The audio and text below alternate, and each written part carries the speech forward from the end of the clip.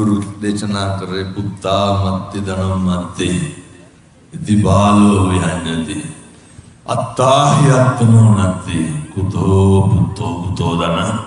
අපිට අපි නැති වෙනකොට ජීවිතේ කොච්චර අසරණ වෙනවද කියනවනම් මේ වතුර එක මට ගන්න බැරි වෙනවනේ.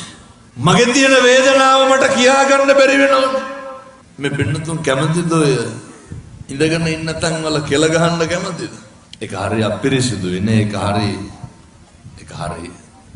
අපිරියනේ. අර දැකලා තියෙනවද? අර ඇඳ ගාව නේ බකට් එකක් තියාගෙන ඕකට කෙල ගහ ඉන්න වෙන්නේ නැද්ද? මේක වෙන්නේ නැත්තේ කාටද? ලෝකෙ හැම සතෙකුටම පොදුයි. භාග්‍යවතුන් වහන්සේ දේශනා කරපු ඒ ජරා ධර්මය හැම සතෙකුටම පොදුයි. බුදුහාමුදුරෝ දේශනා කරපු ඒ ව්‍යාධි ධර්මය ඒ නිසා හොඳට මතක තියාගන්න.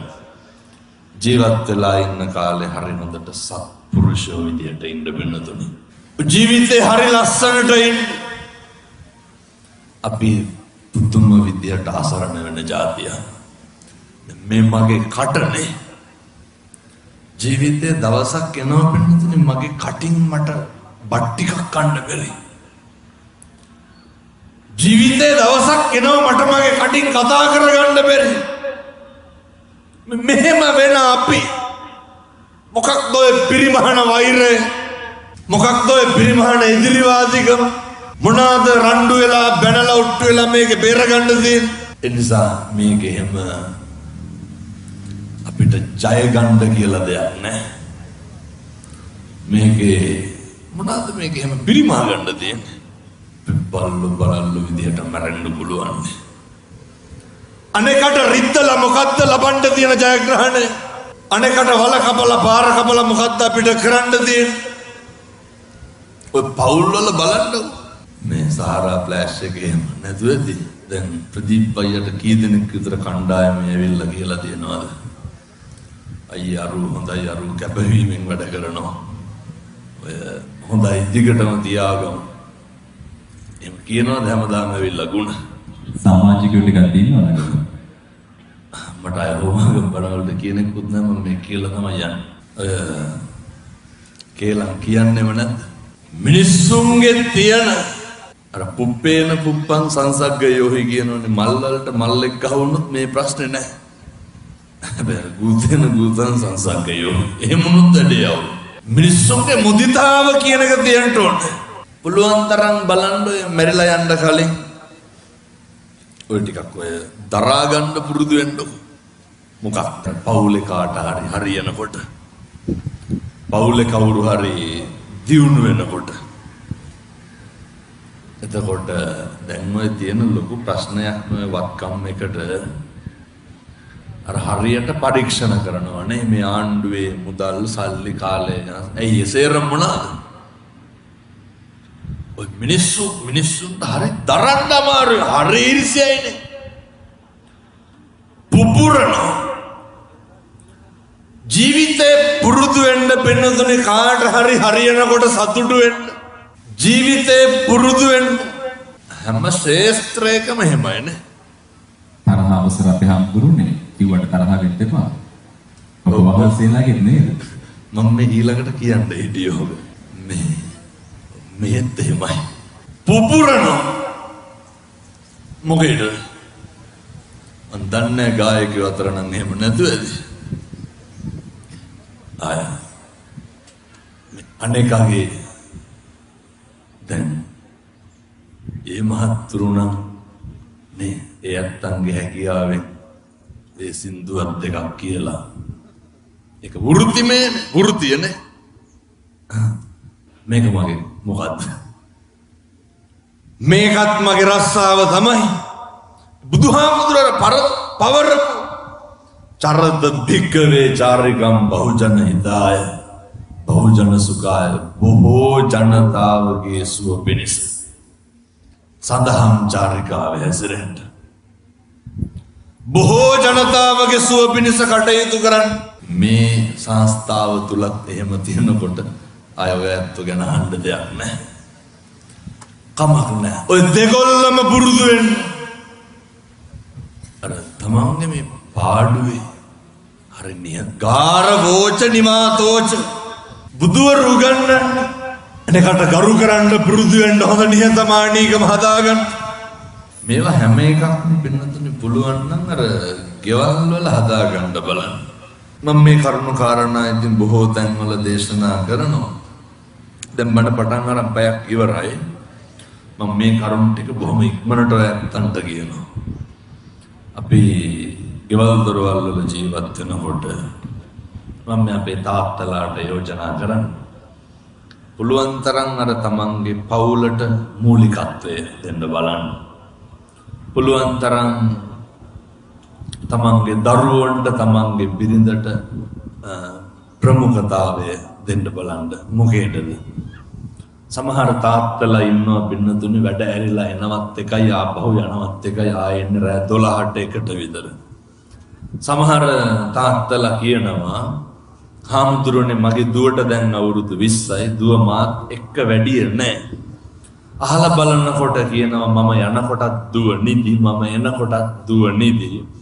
නිවාඩු දවසෙත් යාළුවන්ගේ වැඩවලට ගියපුවාම මට දුව හම්බෙන්නේ නැහැ. ඒ නිසා ඔය අම්මලා තාත්තලා දරුවෝ හරි ආදරෙන් හරි ලෙන්ගතු වෙන්න.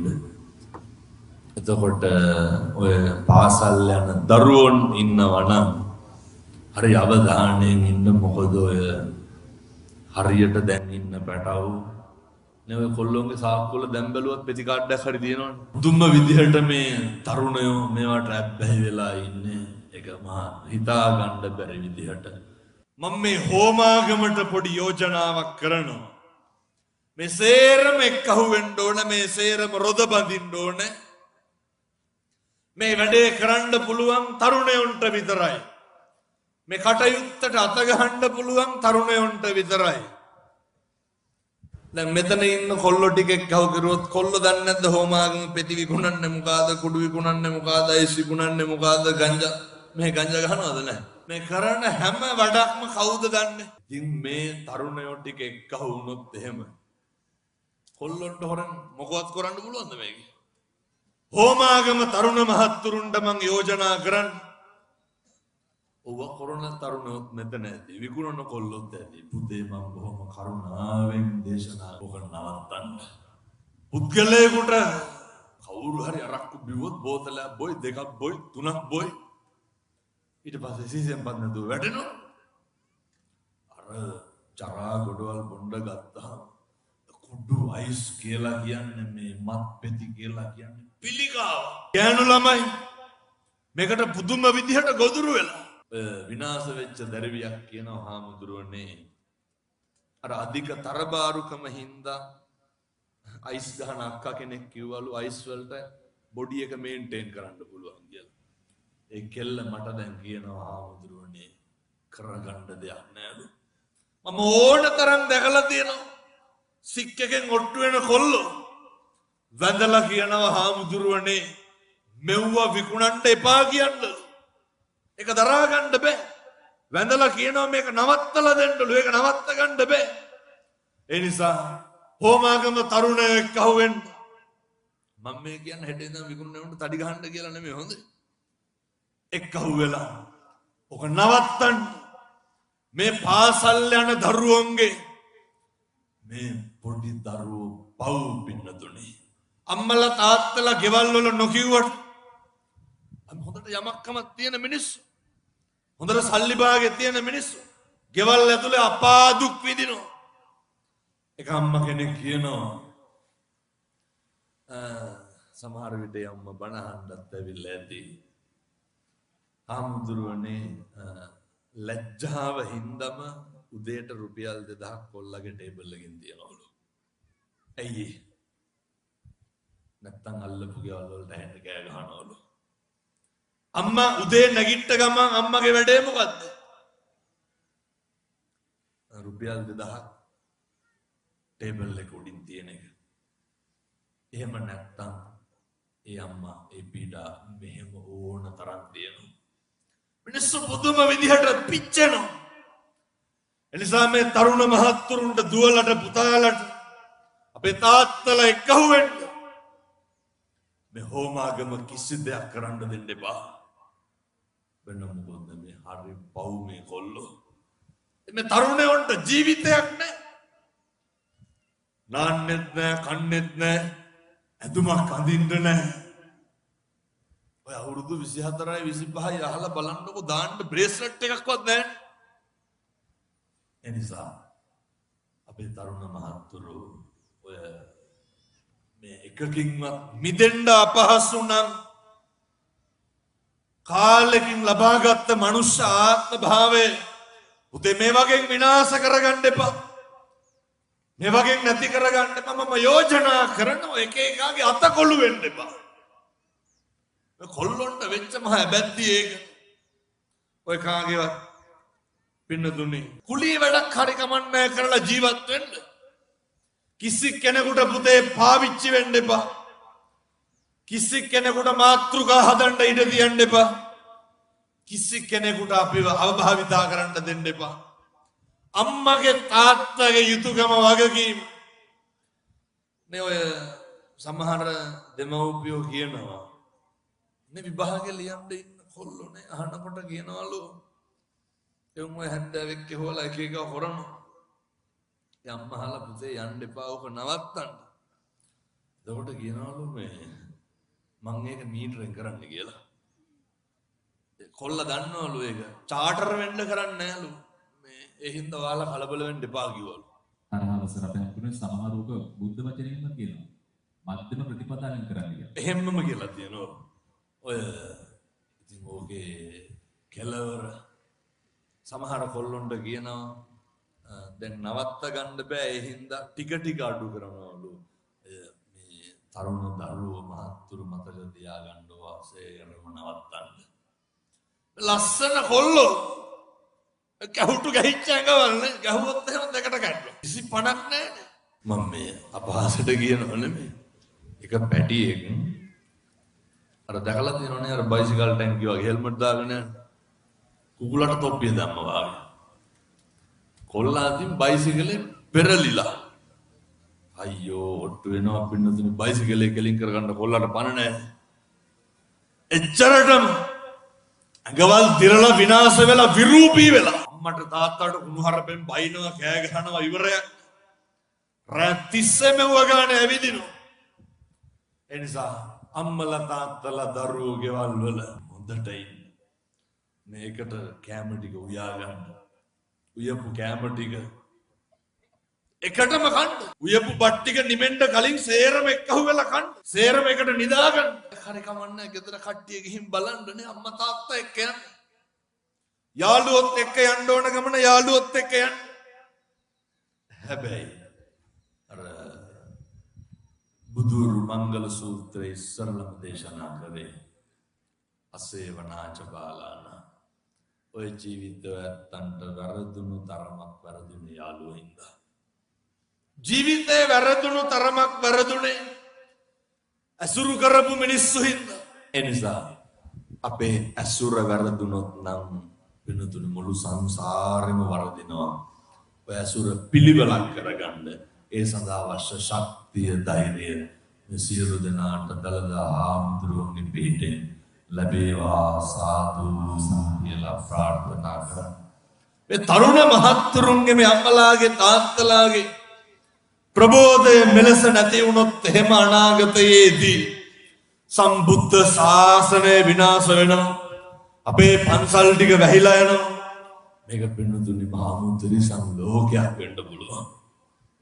ඒ නිසා ඔය පුංචි දූ දරුවෝ අවුරුදු 20 22 17 18 මම බොහොම කරුණාවෙන් පුතේ ඔය අත්තන්ට කියන්නේ ඔය දැන් ඉන්නේ උන්ගේ හරි අර වීඩියෝ ගේම් ගහනවනේ බටෝ. ඔක අයියේ පිළිකාවක් වෙලා තියෙන්නේ. වැලිගම තාත්තට කොඩන්න ගියයි. ෆෝන් එක ඉල්ලුවා කියලා. මම පොඩි යෝජනාවක් කරන්නම් අම්මලාටයි තාත්තලාටයි. ඔය දරුවට අවුරුදු 20න් පහළ නම් මේ කෙල්ලොන්ගෙන් තමයි පාදන්න බැරි. අද ගිහින් ෆෝන් එක ඉල්ලන්න ඕනේ නෑ නිකන් මම කියනවට ඉල්ලන්නකො. උදේ අදට ෆෝන් එක දෙන්න හෙට උදේ දෙන්නම් කියන්න. මූණ දෙකක් වෙනවා පින්නතුනි කන්නේත් නෑ. මරන්න හදනවා. ඇයි? මේ ඕක කොහොම හරි නවත්ත ගන්න ඕනේ. ඒක හරි පිළිකාවක්. පාන්දර 2-3 වෙනකම් මේ කොල්ල මොකද කරන්නේ? අර ලුණු කපන උවයි යකට තල්ලම වක් කරන බල බල ඉන්නවනේ. උදේ 10ට විතර නැගිටින්නේ. ඔය මුස්පේන්දු ජීවිතෙන් මිදෙන්න ඕනේ. කොල්ලෙක් වුණාම හොඳ පෞරුෂයක් තියෙන්න බෑයි. කොල්ලෙක් වුණාම හොඳ අභිමානයක් තියෙන්න ඕනේ. තරුණයෙක් වුණාම හොඳ ක්වොලිටි එකක් මේන්ටේන් කරන්න ඕනේ. මේ සාක්කුවේ බීඩි දාගෙන සිගරට් කෑලි දාගෙන ලයිටර් ගිනි පෙට්ටිය ළඟන මොන ක්වොලිටි එකක්ද? උදේ ගන්න කොට උරේ හොදන්නේ නැනේ. කොල්ලෙක් වුණාම ටිකක් පිළිවෙලට හැදෙන්න ඕනේ. එතකොට තමයි අර අභිමානයේ පෞරුෂය තියෙන්නේ. ඔය දැන් ඉන්න පැටි ළමයින්ට මොකද අතාරන අනිත් පැත්තට හෙල්මට් එකෙන් ගහනවනේ. ඔය මියුසිකල් වල කොච්චරවත් දැකලාද මේ පොඩි පටවුනේ ඔට්ටු වෙන්නේ. ඒකද ක්වොලිටි එක. තරුණයාගේ පෞරුෂයෙන් ගන්න ඕන වැඩේ තමයි කන්තිජ සෝව චස්සතා සමනානංච දස්සන කාලේන ධම්ම සවණං කාලේන ධම්ම සාකච්ඡා ඔය දෙකම මංගල කරුණු කරන්න ඕන. ඒ තම් මංගල මුත්තමං හොඳ ඉවසීමක් තියෙන්න ඕන. විනයෝච සික්කිතෝ බුදුවරු දේශනා කරන්නේ හොඳ විනයක් එක්ක ශිල්ප ශාස්ත්‍ර දැනගෙන තියෙන්න ඕන. හොඳ විනයක් තියෙන්න ඕන. ඒ විනය තියෙන්න ඕන අපේ තරුණයන්ට. එනිසා මම තරුණ මහත්තුරුන්ට දුවලට පුතාලට යෝජනා කරනවා. හෙට ඉඳන් එක කුණුහරුපයක්වත් කියන්න එපා. කිසි කෙනෙකුගේ හිතක් රිදෙනවා නම් තෝ කියලාවත් කියන්න එපා. භාග්‍යවතුන් වහන්සේගේ වතපිළිවෙත හරියට කරන්න. ඔය මුළු ලෝකයකටම දේශනා කරපු බණ පදයක් නේ අපි අපේ සම්මා දිට්ඨියෙන් ඉස්සරලම බුද්ධ වත කරන්න කියලා. ඒ මල්වට්ටියට අයියටත් අත ගහන්න හම්බුණා කොහොම හරි. ජාතික රූපවාහිනිය අපි මමයි මෙතුමයි තමයි ඒ වැඩසටහනේ මගේ ජීවිතේ කරපු පළවෙනි රූපවාහිනිය වැඩසටහන අනිත් පැත්තේ හිටි. දේශනා කරපු ප්‍රමුඛම කාරණය තමයි අදටත් දේශනා කරන්නේ. බුද්ධ වත කරන්න. අම්මලා තාත්තලා දරුවෝ ගෙවල් වල බුදුන් වදින්න ඕනේ. හෙට ඉර පායනවා සත්තයි ප්‍රතිඵල දුටුවයි ප්‍රත්‍යක්ෂයි. අපේ තරුණ මහත්තුරු උදේට නැගිටලා බුදුහාමුදුරන්ට පෑන් ටික පූජා කරන්න. තාත්තලා උදේට දානි ටික තියන්න. දවල්ට ඕනේ නැහැ. එක්ක දවල්ට උයන්නේ නැහැ නැත්නම් ගෙවල් වල නැහැ. ඒ හින්දා වන්න. හැන්දෑවේ දැන් ඔය සමහර තරුණයන්ගේ මේ දඩබ්බර කොල්ලොන්ගේ මම දැක්ක වැඩක් තියෙනවා. අර බීම බෝතල් අරන් ගිහිල්ලා ගෙදර තියාගෙන ඉන්නේ ඇයි? කොල්ලොන්ට හිතුනහම බුදුහාමුදුරුවන්ට බීම ටිකක් කෝප් එකට දාලා ගිලම්පසට තියෙනවා. බැරිකමද නොකරනකමද? දැන් යන ගමන් රින් ගන්න හොමාගම තියෙන කඩවල් වලට බීම් බෝතල් ගන්න ගියා. මේ කවුරු වෙනුවෙන්ද? බුදුහාමුදුරුව වෙනුවෙන්. අපේ තරුණ මහත්තුරු ගෙවල් වල පුතේ ඔය පොඩි දේවල් අද යන්න කඩෙන් බීම් බෝතලයක් අරන් යන්න. මේ ගිහිල්ලා මගේ බුදුහාමුදුරුවන්ට මේ ගිලම්පස ටික තියන්න. එක සිගරට් එකයි. ගත්තගෙන බීම් බෝතලයක් නේ. භාග්‍යවතුන් වහන්සේට පූජා කරන්න. පිං සිද්ධ වෙන්නද? පිං සිද්ධ වෙනවා. සැකයක් තියාගන්න එපා. මම කිව්වට මේ ටික සත්‍ය 3ක් කරන්න. බොන සිගරට් එකක් නවතිනවා.